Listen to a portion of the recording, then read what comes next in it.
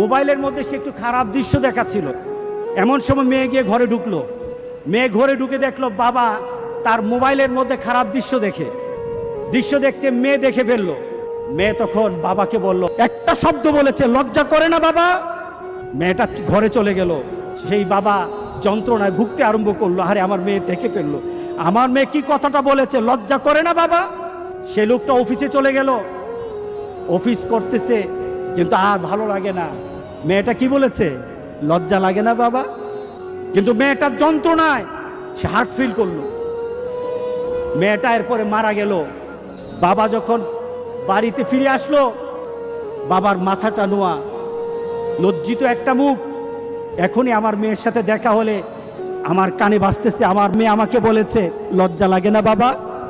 আমি কিভাবে আমার মেয়ের সামনে যাব? এই চিন্তা যখন করতেছে, এমন সময় দরজা খোলার সাথে সাথে একটা